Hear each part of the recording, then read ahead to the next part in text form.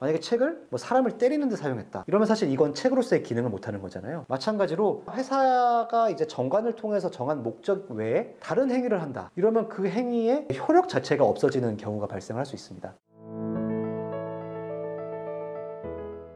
안녕하세요. 사유의 박종모 변호사입니다. 여러분이 주주이신데 회사가 주주총회를 통해서 전혀 원치 않는 결의를 했다고요? 또 혹은 대표이사이신데 다른 주주가 회사의 이익에 반하는 그런 반기를 드셨다고요? 오늘은 그 점을 해결할 수 있는 방안, 주주총회 결의 취소 해소에 대해서 알아보겠습니다.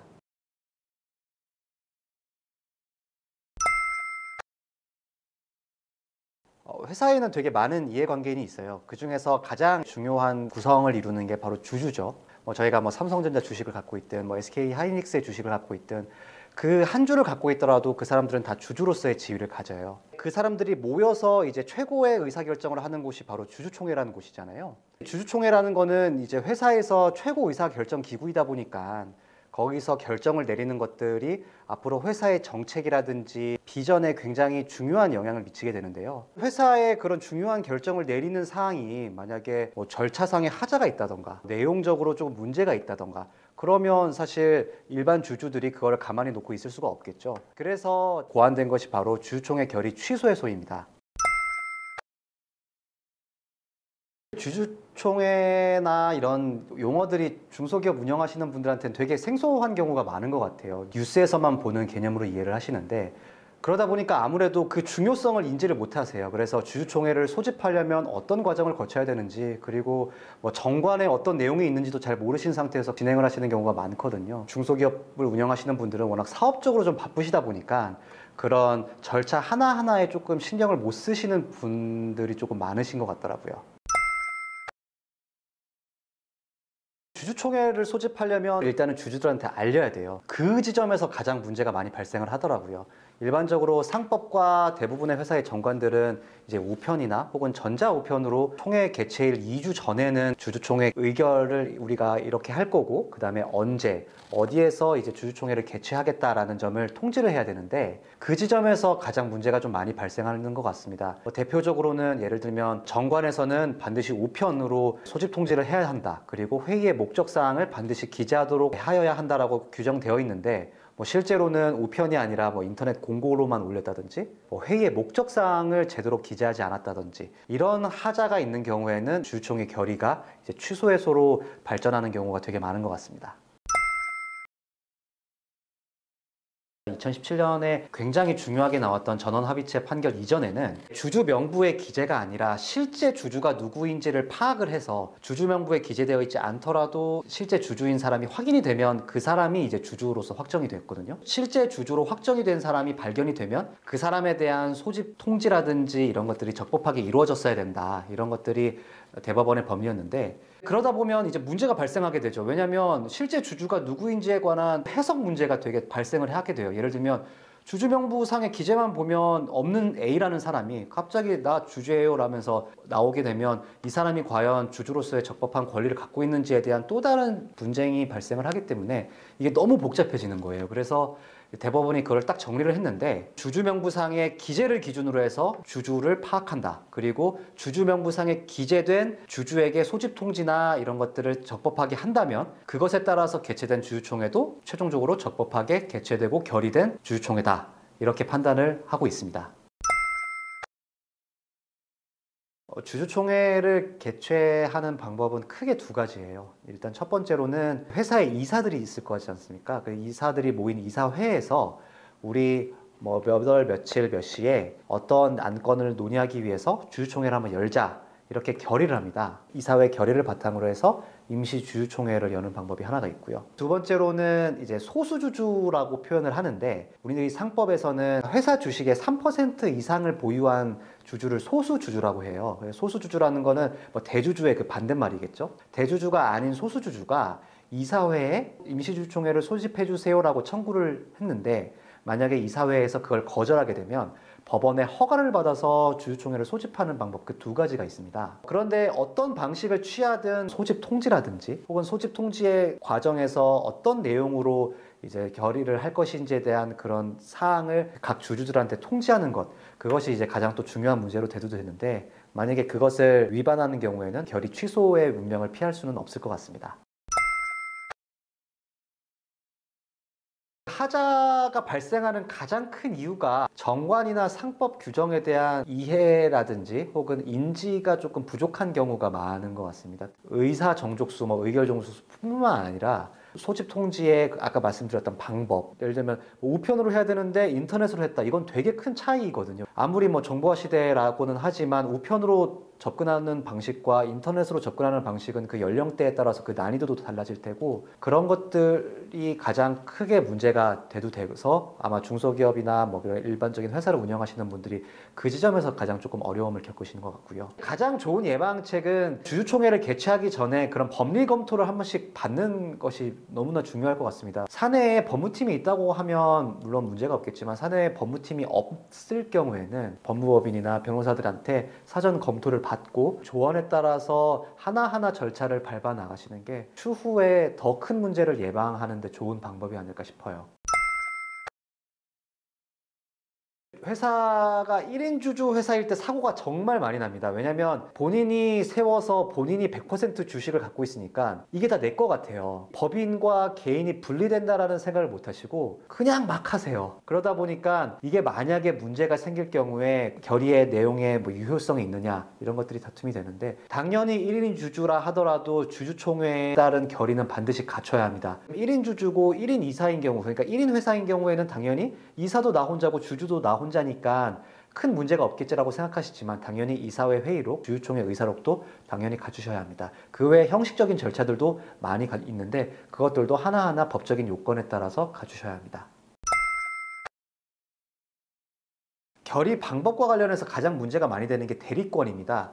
주주분들께서 모두 이제 주주총회에 참여하시면 너무 좋겠지만, 개인적인 일정이라든지 이런 것들 때문에 주주가 다 갈 수가 없잖아요. 그래서 일부 주주분들 같은 경우에는 타인에게 대리권을 부여하게 돼서 나 대신 좀 가서 내 주주로서의 권한을 좀 행사해달라, 이렇게 하는 경우가 굉장히 많은데, 근데 문제는 뭐냐면 그 대리권 수여 방식이 잘못된 경우가 있어요. 위임장에 갖춰야 될 형식적 기재 요소가 좀 잘못됐다든지, 같이 첨부되어야 할 서류가 잘못되었다든지 이런 경우가 있는데, 이 경우에는 사실 이 주주의 대리권이 적법하게 증명이 되지 않는 이상 그 주주의 의결권을 주주총회 의사정족수 혹은 의결정족수에 카운트하면 안 되겠죠. 만약에 잘못 계산을 했으면 그것 또한 또 취소 해소의 대상이 될 수 있고요.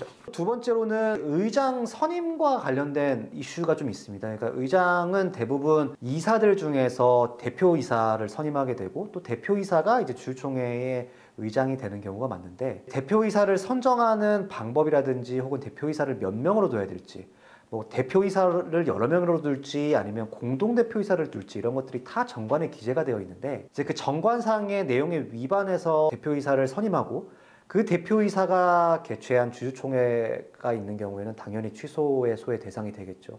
예를 들면 정관에는 대표이사 2명을 둔다 이렇게 되어 있는데, 조금 혼동하신 나머지 이걸 대표이사와 공동대표이사의 차이를 모르시고 그냥 공동대표이사로 뽑으셔가지고 그들이 이제 주주총회를 개최하게 되면 그 또한 또 문제가 될 수 있거든요. 그래서 그런 것들이 이제 결의 방법의 하자로서 또 자주 대두되는 문제이기도 합니다.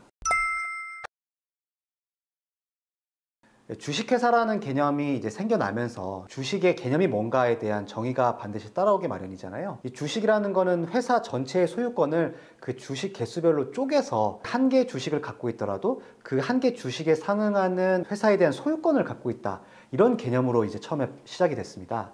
그래서 주식을 갖고 있는 모든 사람들은 의결권을 갖게 되는데요. 다들 인지는 못하셨겠지만 내가 삼성전자니 하이닉스니 혹은 미국에 있는 엔비디아니 애플이니 이런 주식들을 내가 갖고 있는 것만으로 하더라도 그 회사에 대한 주주로서 의결권을 행사할 수 있는 거거든요. 그런데 특정한 경우에서는 모든 주식이 의결권을 갖는다라는 것이 성립하지 않을 때가 있습니다.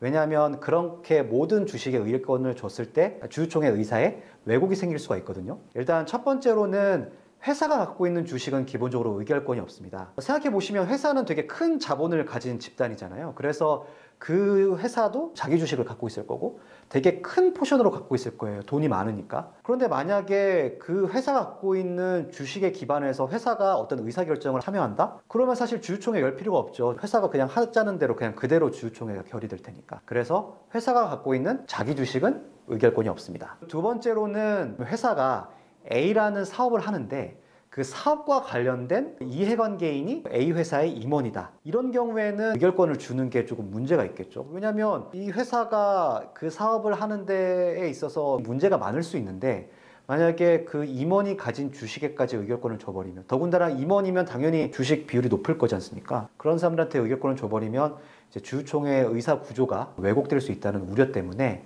회사가 주주총회를 통해서 하려는 사업과 관련된 이해관계인이 갖고 있는 주식은 기본적으로 의결권이 없고요. 세 번째로는 정책적인 목적으로 의결권이 아예 제한된 주식이 있습니다. 예를 들어 이제 우선주가 대표적이잖아요. 증권 계좌 개설해서 삼성전자 딱 치면 삼성전자가 있고 삼성전자 가로치고 우가 있는데 그 삼성전자 우가 바로 의결권이 없는 우선주에 대한 삼성전자 주식을 말하는 거거든요. 그래서 이 우선주는 의결권이 없는 대신 분기별로 혹은 뭐 일정한 기간별로 이제 삼성전자가 지급하는 배당금에서 조금 많이 주는 뭐 그런 걸로 조금 보완을 하는 게 있는데 우선주 같은 의결권 제한 주식도 이제 의결권이 없습니다. 이제 의결권이 제한된다는 거는 결국에는 의결권 제한 주식을 갖고 있는 사람이 주주총회를 갈 경우에 그 사람이 아무리 뭐 저 뭐 이렇게 하겠습니다 저렇게 하겠습니다 얘기를 해도 그 의사가 반영이 될 필요도 없고 되어서도 안 된다라는 게 중요한 거겠죠. 정관은 회사의 헌법이라고 생각하시면 됩니다. 정관 딱 보시면 1조에 뭐라고 써있냐면 이제 회사의 목적 나와요. 우리 회사는 뭐 어떤 사업을 영위할 거다 막 쫙 나와요. 예를 들면 뭐 삼성전자 같은 경우는 반도체라든지 전자기품, 뭐 백색가전 이런 얘기들이 쫙 있겠죠. 그런 것들을 종합적으로 담은 것이 이제 정관인데 정관에는 목적뿐만 아니라 이사회 구성이라든지 주주총회의 구성, 임직원들한테 보수를 어떻게 지급할지에 관한 총괄적인 얘기를 담고 있습니다. 정관을 위반하는 건 되게 큰 문제입니다. 일단은 정관에서 정한 회사의 목적에 반하는 주주총회의 결의라든지 회사의 정책이라든지 이런 것들은 아예 무효가 될 수 있어요. 예를 들면 책을 원래는 이제 사람이 읽거나 쓰거나 하는 목적으로 사용이 돼야 되는데 뭐 사람을 때리는 데 사용했다. 이러면 사실 이건 책으로서의 기능을 못하는 거잖아요. 마찬가지로 회사가 이제 정관을 통해서 정한 목적 외에 다른 행위를 한다. 이러면 그 행위의 효력 자체가 없어지는 경우가 발생할 수 있습니다. 그래서 정관에 기재된 목적과 다른 행동을 해버리면 회사의 행동이 무효가 될 수 있는 것이 있고 또 하나가 이제 회사에서 예를 들면 뭐 이사를 어떻게 선임해야 된다. 뭐 대표이사는 몇 명을 선임해야 된다. 이런 것들이 쭉 기재가 되어 있기 마련인데 그걸 위반해서 이사를 2명 선임하기로 했는데 뭐 5명을 선임했다. 아니면 뭐 이사는 뭐 이해관계인이 아니어야 되는데 뭐 이해관계인인 사람을 뭐 선임했다. 이런 경우에는 그 이사 선임과 관련된 주주총회 결의가 또 취소가 될 수 있는 그런 문제가 발생을 하겠죠. 그래서 하여튼 정관은 회사의 그런 본질적인 사항을 좌우하는 그리고 기준으로 삼는 굉장히 중요한 헌법이라고 보시면 될 것 같습니다. 대표적인 게 금방 말씀드린 것처럼 뭐 이사나 대표이사 선임과 관련된 그리고 또 해임과 관련된 문제들이에요. 결국에는 회사에서 가장 많이 분쟁이 발생을 하는 게 뭐 같이 좋을 때는 뭐 동업자들 그리고 주주들 이사들끼리 으쌰으쌰 하는데 이게 이제 틀어져 버리면 이제 또 막 싸우기 마련이고 뭐 너가 제대로 선임이 됐네 뭐 너가 적법하게 해임이 됐네 안 됐네 그것 때문에 많이 문제가 발생을 하거든요. 그래서 가급적이면 이사의 선임 그리고 뭐 대표이사든지 이사든지 임직원의 선임과 해임은 그 정관에 있는 문구 그대로를 하시는 걸 추천을 드립니다. 거기서 가장 문제가 많이 발생을 하거든요. 그리고 두 번째로는 의결 절차에 관련된 거예요. 예를 들면 주주총회 결의 같은 경우는 이제 일반 결의랑 특별 결의로 나뉘거든요. 일반 결의 같은 경우는 조금 일반적인 사항들, 뭐 그다지 본질적인 사항이 아닌 것들을 이제 일반 결의로 하는데 전체 주주의 과반수 출석과 출석한 주주의 뭐 과반수 뭐 이런 식으로 많이들 규정을 하고요. 진짜 본질적인 사항들, 예를 들면 회사의 뭐 해산, 청산 혹은 뭐 회사의 중요한 자산의 매각 이런 것들은 특별 결의라고 해서 가중 정족수를 둬요. 우리나라 국회에서도 이제 결의를 할 때 조금 중요한 사항들은 뭐 과반수가 아니라 3분의 2 이상의 의결 정족수를 필요로 하듯이 회사도 마찬가지거든요. 특별 결의가 아니라 일반 결의로 하지 않고 특별 결의로 해야 되는 것들을 이제 일반 결의로 처리를 한 경우에 그런 경우에 이제 가장 또 문제가 많이 되곤 합니다. 지금까지 주주총회 결의 취소의 소에 관해서 알아보았습니다. 회사를 운영하는 데는 굉장히 많은 의사결정이 필요하고 의사결정을 할 때는 당연히 주주총회를 거쳐야겠죠. 그런데 그 과정에서 이제 주주가 많다 보니까 주주총회에 관해서도 분쟁이 되게 많이 발생을 합니다. 만약에 주주총회에 조금 문제가 있는 것 같다 이러면 과연 정말로 문제가 있는지 진단을 한번 받아보셔야 하는데 저희 사유는 주주총회에 문제가 있는지 그 사전 점검부터 저희가 해드립니다. 만약에 문제가 있다라는 결론이 나면 저희가 과연 그 하자를 치유할 수 있는지, 그 하자를 치유할 수 있다면 어떤 방법이 가장 적절한지에 대한 검토도 함께 제시를 해드립니다. 그리고 뭐 그런 경우가 없어야겠지만 최악의 경우에 만약에 소송이 진행이 된다면 과연 어떠한 논리로 상대방의 주장을 반박할 수 있을지, 그리고 그 반박하는 과정에서 어떠한 절차를 밟는 것이 또 어떠한 부수적인 논리를 펼치는 것이 중요할지 저희 사유에서 완벽하게 준비해 드리도록 하겠습니다. 지금까지 박종모 변호사였습니다. 감사합니다.